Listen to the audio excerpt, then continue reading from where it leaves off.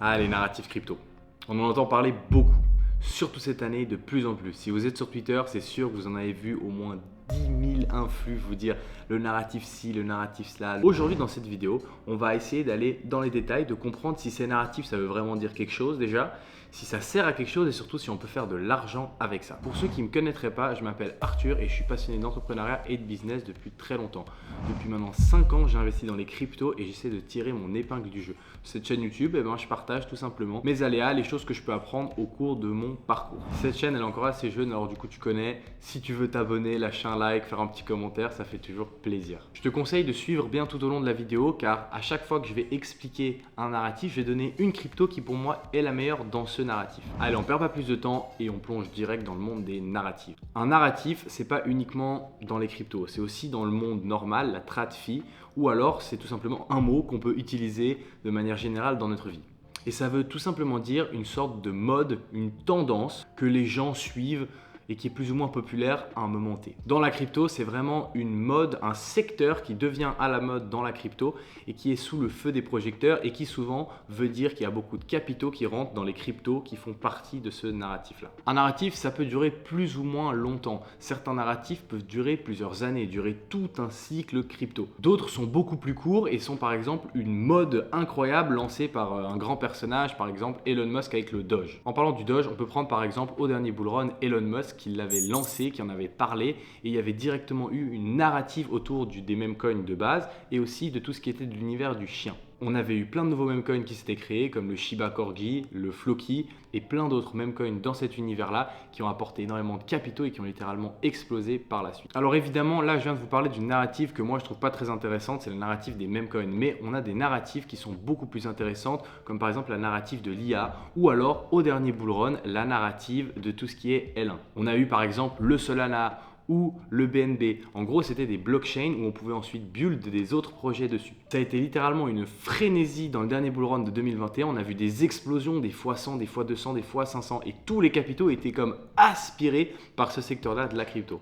Ce qu'il faut retenir, c'est que ces narratifs, elles ont rendu des gens très riches parce que des gens ont réussi à comprendre avant qu'il y ait cette espèce de vague qui arrive sur cet écosystème, que c'était les bonnes narratifs sur lesquels investir. Ils ont acheté ces tokens-là au lieu d'acheter des autres et leur portfolio a fait x150 au lieu de faire x-1. Les narratives sont d'après moi d'autant plus importantes dans ce bull run car on voit qu'il y a beaucoup plus de difficultés pour les alts de pumper jusqu'à maintenant. Sauf justement certaines cryptos qui sont dans les bons narratifs, qui sont qualitatives et qui là, alors là, c'est le vrai bull run. On a déjà vu des x10, x20, x30, x40 depuis le début de l'année 2023. Les narratifs dans ce bull run, pour moi, il y en a vraiment 5 principales et je vais vous les présenter tout de suite. Le tout premier narratif dont on va parler, c'est bien évidemment l'IA.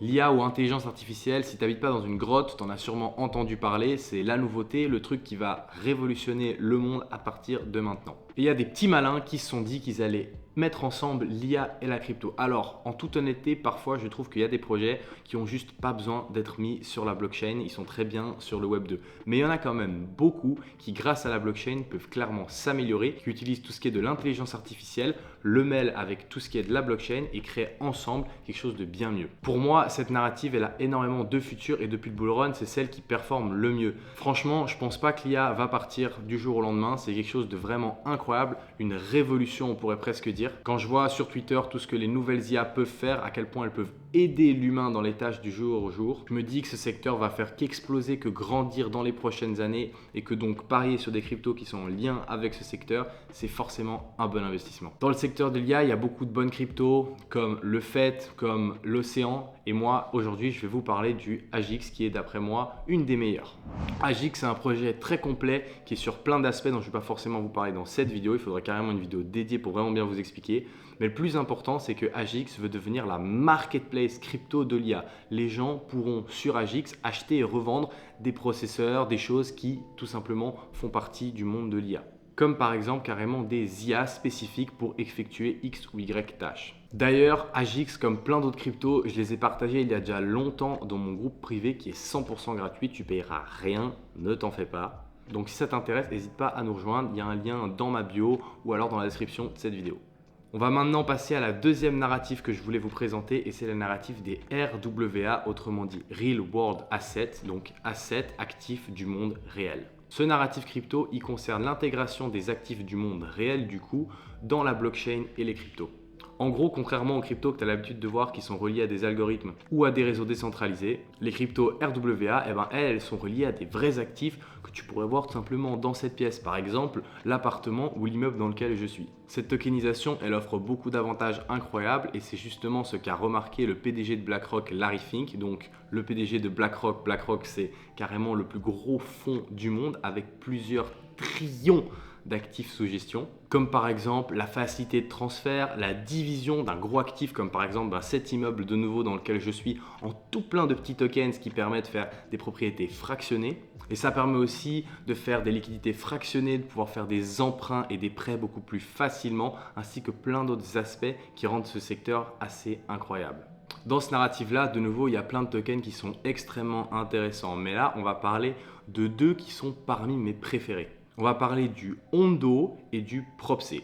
Ondo, c'est justement un projet qui permet d'emprunter et surtout de prêter très facilement grâce à la blockchain. De nouveau, on ne va pas rentrer dans les détails parce que ce n'est pas le thème de cette vidéo, mais il y a plein d'autres aspects que le projet Ondo permet de faire. Il est justement soutenu par le PDG et par BlackRock, comme je vous en avais parlé juste avant. Le deuxième, c'est Propc. Propc, quant à lui, permet d'acheter des biens immobiliers, plutôt des fractions de biens immobiliers, justement grâce à la tokenisation d'actifs. À titre d'exemple, Propc achète justement des propriétés ici où je tourne cette vidéo à Dubaï et les met sur la blockchain afin que tout le monde puisse y avoir accès. De nouveau, ça permet à tout un chacun d'investir dans l'immobilier de manière simple, efficace et surtout très facile à transférer. Les RWA sont d'après moi dans le top 2, top 3 du meilleur narratif de ce bull run. Je pense que les cryptos vont avoir leur heure, même si elles ont déjà bien pumpé depuis le début. Pour moi, la vraie explosion du secteur RWA n'est pas encore arrivée et il est donc encore temps de se positionner. On va maintenant parler de la troisième narrative qui est une de mes narratives préférées que j'adore vraiment beaucoup, c'est la narrative DePIN.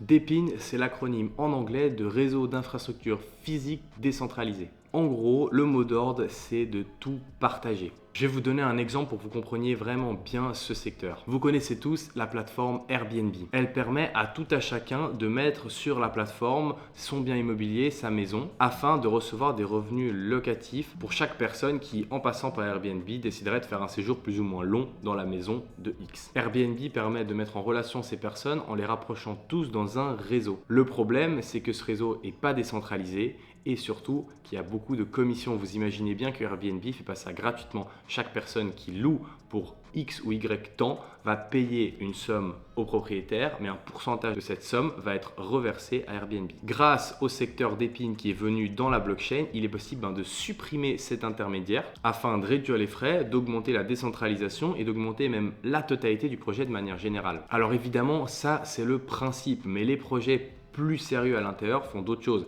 Il y a pour l'instant, à ce que je sache, aucun projet dans le secteur DePIN qui propose de louer des maisons entre un particulier et un autre. On va justement en parler dans, pour moi, le meilleur projet du secteur des DePIN qui est rien d'autre que RNDR, du projet Render.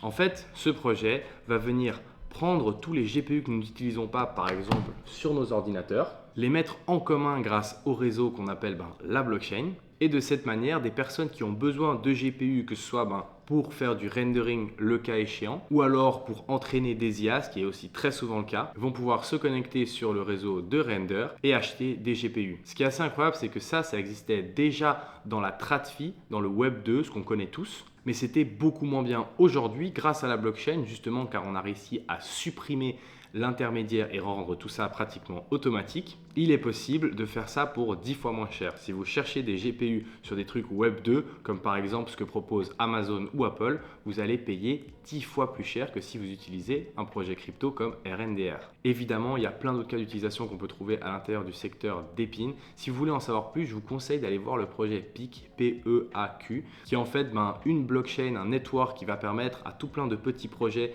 DePIN de se créer dans la crypto et justement il liste des tonnes de cas d'utilisation de DePIN. Pour moi, c'est le meilleur narratif de ce bull run, c'est celui qui pour moi apporte le plus de valeur et qui va sûrement avoir le plus de capitaux qui vont rentrer à l'intérieur. On va maintenant passer à la quatrième narrative la plus importante d'après moi dans ce bull run. Et c'est tout simplement quelque chose que vous connaissez tous, le gaming. Vous l'aurez sûrement remarqué, quand on joue aux jeux vidéo, il y a toujours des skins à acheter, on peut faire des parties, on peut acheter X ou Y, il y a vraiment tout un écosystème à l'intérieur. Il y a également des projets qui, comme celui dont je vous ai parlé avant, utilisent justement le gaming pour offrir des GPU. Par exemple, lorsque tu connectes ton ordinateur et que tu joues un jeu, tu pourrais laisser une partie des GPU de ton ordinateur sur un site pour ensuite être payé pour ça évidemment. Pour moi, c'est un secteur qui va prendre beaucoup de hype, peut-être un peu plus tard dans le cycle du bull run. Donc c'est toujours un bon moment pour se positionner. Mais attention, je ne pense pas que c'est le meilleur des narratifs. J'ai quand même des crypto gaming dans mon wallet, mais ce n'est pas ce que je préfère. Un de mes tokens préférés dans le secteur gaming de la blockchain, c'est le BIM du projet Merit Circle. Merit Circle, c'est vraiment la base du gaming dans la crypto. D'après moi, c'est une plateforme de crypto qui vise à créer carrément un écosystème décentralisé où les personnes peuvent, en participant à des jeux, gagner X ou Y revenus, ainsi qu'en déléguant leurs compétences. On retrouve plein de jeux sur Merit Circle et c'est vraiment, d'après moi, le gros mastodonte de l'écosystème gaming en crypto. On voit que c'est vraiment quelque chose de gros, la team build beaucoup et je pense qu'il y a un bel avenir pour cette crypto et ce projet. Et enfin, pour moi, la cinquième narrative qui a de grandes chances de tout péter dans ce bull run, c'est celle de l'écosystème Solana. Solana, c'est tout simplement une blockchain qui vient faire concurrence à la principale après le Bitcoin, Ethereum, qui est d'après moi beaucoup plus facile d'utilisation, qui coûte surtout beaucoup moins cher et qui attire beaucoup plus de projets. Personnellement, je me suis retrouvé sur Solana malgré moi. J'en avais marre d'être sur Ethereum, de vouloir interagir avec des contrats pour payer des frais gigantesques, qui fait qu'au bout d'un certain temps, j'ai voulu me diriger sur une autre blockchain et j'ai adoré Solana, que ce soit aussi pour la famille qu'il y a derrière Solana, l'écosystème que c'est quelque chose d'assez incroyable. Ils ont vraiment une communauté de fous furieux, ce qui fait que le projet, même quand FTX l'a défoncé et qu'il était à 8 $, tout le monde était encore à fond derrière. C'est pour ça que je pense qu'il y a un énorme futur pour cette blockchain et du coup tout l'écosystème dont elle regorge. C'est même pas moi qui le dis, ça peut être juste les chiffres. Si vous regardez depuis le début de l'année, c'est clairement voire le top performer. Il a déjà fait plus d'un fois 10, fois 20, même plus d'un fois 20 depuis le début du bull run. La plupart des projets sur Sol explosent. On a par exemple le JUP, le JITO, le PIT qui font littéralement des explosions de prix beaucoup plus grosses que les autres cryptos jusqu'à maintenant. Un des projets que j'aime le plus dans l'écosystème de Solana, c'est le JUP du projet Jupiter. Jupiter, c'est tout simplement un DEX, donc un échange décentralisé, comme Uniswap peut l'être pour la blockchain Ethereum par exemple. Il y en a d'autres comme Raydium, mais pour moi, Jupiter, c'est le meilleur et je pense que sa capitalisation est beaucoup trop basse par rapport à la taille que va prendre l'écosystème de Solana. C'est pour ça que personnellement, j'ai pas mal de Jupiter et que je pense qu'il y a un énorme potentiel pour la suite de ce bull run. Évidemment, vous pouvez trouver d'autres narratifs, d'autres tendances qui vont venir, comme par exemple celle des meme coins. Il y en a plein d'autres, mais d'après moi, celles que je viens de vous présenter sont les principales. Il y a aussi d'autres pépites qui vont sûrement venir à l'intérieur de chacun de ces narratifs. D'ailleurs, si vous en avez une, n'hésitez pas à la partager dans les commentaires. En vrai, moi, je suis toujours ouvert. Si on a une, ça me fait plaisir. Venez me chill vos bagues en quelque sorte. J'irai peut-être en acheter quelques-unes. Attention tout de même à tous ces narratifs car ils peuvent vite changer. Un événement très néfaste dans un de ces narratifs et ça peut grandement réduire ses potentielles performances pour la suite du bull run. Mais bon, ce qui est sûr, c'est qu'on a eu des choses incroyables dans les derniers bull runs et même dans celui-ci. Quand on rentre dans les narratives, on est clairement au centre de l'écosystème. On est là où ça peut le plus péter. Et d'après moi, même si bien sûr ça reste mon expérience à moi, c'est clairement un des meilleurs moyens pour réussir à capter le plus d'argent dans l'écosystème crypto. Voilà, c'était tout pour cette vidéo. J'espère qu'elle t'a plu. On se voit dans la prochaine. C'était Arthur. Ciao.